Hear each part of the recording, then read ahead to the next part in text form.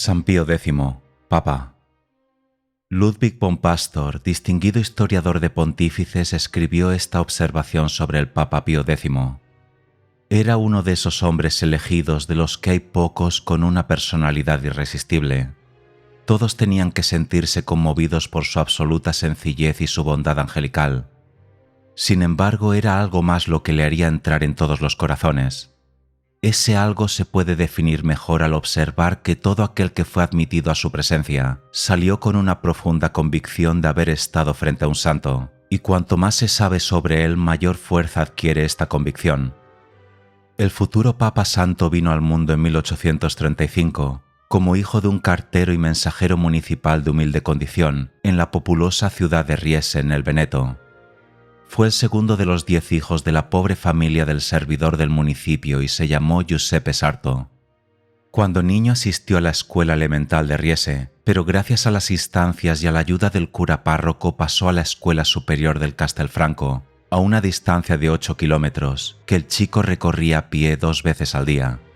Más tarde, en virtud de una beca que se obtuvo para él, pudo asistir al seminario de Padua.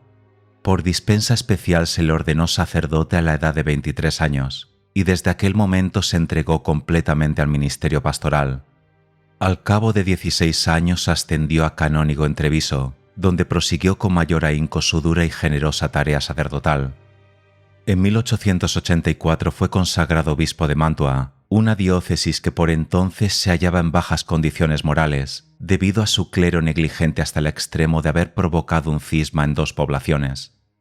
Fue tan limpio y brillante el triunfo que obtuvo el obispo en el desempeño de aquel cargo plagado de dificultades, que en 1892 el Papa León XIII consagró a Monseñor Sarto como cardenal sacerdote de San Bernardo de los Baños, y casi inmediatamente lo elevó a la sede metropolitana de Venecia, que comprende el título honorífico de patriarca.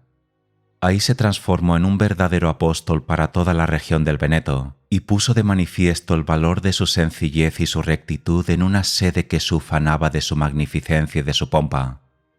A la muerte de León XIII en 1903 era creencia general que habría de sucederle en la cátedra de San Pedro el cardenal Rampolla del Tíndaro. Las 3 primeras votaciones del cónclave indicaron que la opinión general estaba en lo cierto. Pero entonces el cardenal Pusina, arzobispo de Cracovia, comunicó a la asamblea de electores que el emperador Francisco José de Austria imponía el veto formal contra la elección de Rampolla. El anuncio causó una profunda conmoción. Los cardenales protestaron con energía por la intervención del emperador, y las cosas llegaron al punto de efervescencia, cuando Rampolla con mucha dignidad retiró su candidatura. Al cabo de otras 4 votaciones resultó elegido el cardenal Giuseppe Sarto.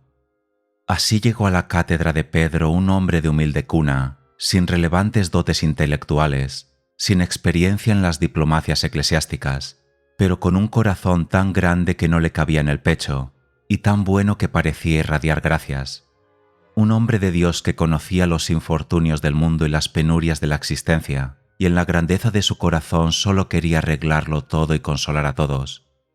Uno de los primeros actos del nuevo Papa fue el de recurrir a la Constitución Comisum Nobis, a fin de terminar de una vez por todas con cualquier supuesto derecho de cualquier poder civil para interferir en una elección papal por el veto u otro procedimiento.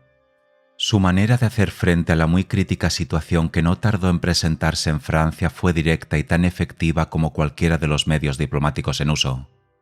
En 1905, luego de numerosos incidentes, el gobierno francés denunció el Concordato de 1801.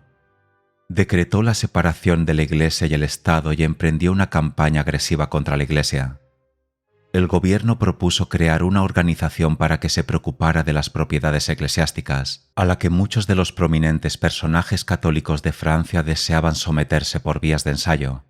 Pero tras una serie de consultas con los obispos franceses, el Papa Pío X emitió un par de declaraciones enérgicas y dignas, por las que condenaba la ley de separación y calificaba la asociación de anticanónica.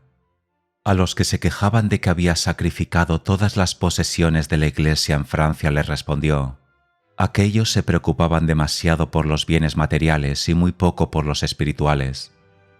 La separación ofreció la ventaja de que a partir de entonces la Santa Sede pudo nombrar directamente a los obispos franceses, sin la nominación previa de los poderes civiles.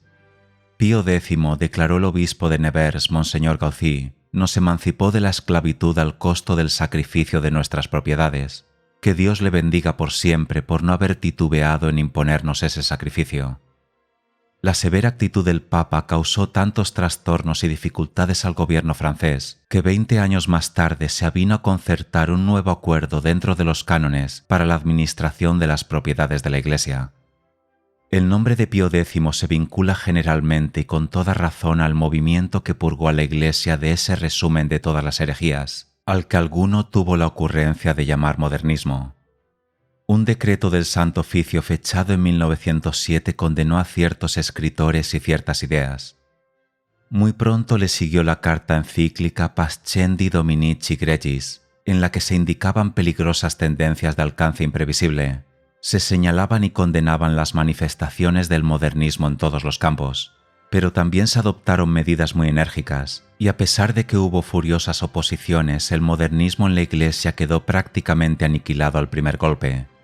Ya había conquistado bastante terreno entre los católicos, y sin embargo no fueron pocos, incluso entre los ortodoxos, quienes opinaron que la condena del Papa había sido excesiva y rayana en una mojigatería obscurantista. El error de esta observación quedó demostrado cuando 5 años después, en 1910, la encíclica del Papa sobre San Carlos Borromeo fue malinterpretada y se ofendieron los protestantes en Alemania. Pío X publicó la explicación oficial del párrafo mal interpretado en el Osservatore Romano, y ahí mismo recomendó a los obispos alemanes que no hiciesen más comentarios ni publicidad en torno a la encíclica, en el púlpito o en la prensa. En su primera encíclica, Pío X anunciaba que su meta primordial era la de renovarlo todo en Cristo, y sin duda que con ese propósito en mente, redactó y aprobó sus decretos sobre el sacramento de la Eucaristía. Por ellos, recomendaba y encomiaba la comunión diaria si fuese posible, que los niños se acercaran a recibirla al llegar a la edad de la razón, y que se facilitara el suministro de la comunión a los enfermos. Pero no solo se preocupó por el ministerio del altar, sino también por el de la palabra, puesto que instaba la diaria lectura de la Biblia, aunque en este caso las recomendaciones del Papa no fueron tan ampliamente aceptadas. Desde 1903 y con el objeto de aumentar el fervor en el culto divino, emitió por iniciativa propia una serie de instrucciones sobre la música sacra, destinadas a terminar con los abusos al respecto y a restablecer el uso del canto llano en la Iglesia. Dio alientos a los trabajos de la Comisión para la Codificación de las Leyes Canónicas, y fue él quien llevó a cabo la completa reorganización de los tribunales, oficinas y congregaciones de la Santa Sede. También estableció Pío X una comisión correctora y revisora del texto Vulgata de la Biblia. Este trabajo les fue encomendado a los monjes benedictinos, y en 1909 fundó el Instituto Bíblico para el Estudio de las Escrituras y lo dejó a cargo de la Compañía de Jesús. Siempre consagró sus preocupaciones y actividades a los débiles y los oprimidos. Con inusitada energía denunció los malos tratos a que eran sometidos los indígenas en las plantaciones de caucho del Perú. Creó y organizó una comisión de ayuda a los damnificados tras el desastroso terremoto de Mesina, y por cuenta propia acogió a numerosos refugiados en el hospicio de Santa Marta junto a San Pedro. Sus caridades en todas las partes del mundo donde se necesitaban socorros eran tan abundantes y frecuentes que las gentes de Roma y de toda Italia se preguntaban de dónde saldría tanto dinero. La sencillez de sus hábitos personales y la santidad de su carácter se ponían de manifiesto en su costumbre de visitar cada domingo alguno de los patios, rinconadas o plazuelas del Vaticano, para predicar, explicar y comentar el Evangelio de aquel día a todo el que acudiera a escucharle. Era evidente que Pío X se sentía desconcertado y tal vez un poco escandalizado ante la pompa y la magnificencia del ceremonial en la corte pontificia. Cuando era patriarca de Venecia prescindió de una buena parte de la servidumbre y no toleró que nadie fuera de sus hermanas le preparase la comida. Como pontífice eliminó la costumbre de conferir títulos de nobleza a sus familiares. Dijo: por disposición de Dios solía decir mis hermanas son hermanas del Papa. Eso debe bastarles. En una ocasión, antes de cierta ceremonia, exclamó ante un viejo amigo suyo: mira cómo me han vestido, y se echó a llorar. A otro de sus amigos le confesó: no cabe duda de que es una penitencia verse obligado a aceptar todas estas prácticas. Me condujeron entre soldados como a Jesús cuando le apresaron en Getsemaní. No son estas simples anécdotas divertidas, sino actitudes y acciones que describen por sí mismas la grandeza de corazón y la sencillez de la bondad de Pío X. A un joven inglés protestante convertido al catolicismo y que deseaba ser monje pero sentía el escrúpulo de haber estudiado muy poco, le dijo el Papa: «Para alabar a Dios bien no se necesita ser sabio». Un escritor de Mantua publicó un libro de carácter sensacionalista en el que lanzaba infames acusaciones contra Pío X. Este no quiso emprender ninguna acción legal, pero en cuanto supo que el calumniador se hallaba en bancarrota, el Papa le envió dinero a escondidas. Pío X comentó: «Un hombre tan desdichado necesita oraciones más que castigos». Aún durante su vida, Dios utilizó al Papa Pío X como instrumento de sus milagros, y hasta en esos casos sobrenaturales se puso de manifiesto su perfecta modestia y sencillez. Durante una audiencia pública, uno de los asistentes mostró su brazo paralizado al tiempo que decía: «Cúrame, Santo Padre». El Papa se acercó sonriente, tocó el brazo tumefacto y dijo amablemente: «Sí, sí», y el hombre quedó curado. En otra audiencia privada, una niña de 11 años que estaba paralítica pidió lo mismo. «Quiera Dios concederte lo que deseas», dijo el pontífice. La niña se levantó y anduvo por sí misma. Una monja que sufría de una tuberculosis muy avanzada le pidió la salud. «Sí», fue todo lo que repuso Pío X, mientras ponía las manos sobre la cabeza de la religiosa. Aquella tarde el médico declaró que estaba completamente sana. El 24 de junio de 1914 la Santa Sede firmó un concordato con Serbia. 4 días más tarde el archiduque Francisco de Austria y su esposa fueron asesinados en Sarajevo. A la medianoche del 4 de agosto, Alemania, Francia, Austria, Rusia, Gran Bretaña, Serbia y Bélgica estaban en guerra. Era el 11º aniversario de la elección del Papa.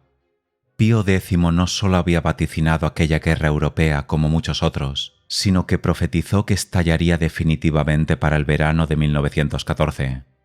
Aquel conflicto fue para el Papa un golpe fatal. «Esta será la última aflicción que me mande el Señor. Con gusto daría mi vida para salvar a mis pobres hijos de esta terrible calamidad». Pocos días más tarde sufrió una bronquitis. Al día siguiente, 20 de agosto, murió.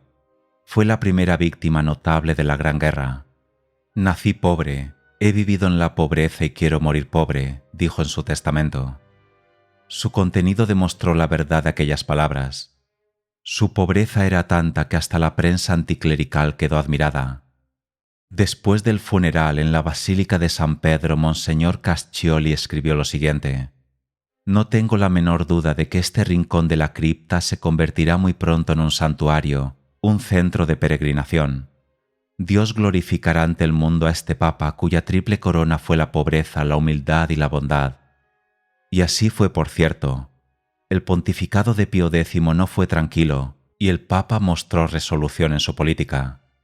Si no tuvo enemigos, porque para eso se necesitan dos, hubo muchos que le criticaron, lo mismo dentro que fuera de la Iglesia. Pero al morir todas las voces fueron una.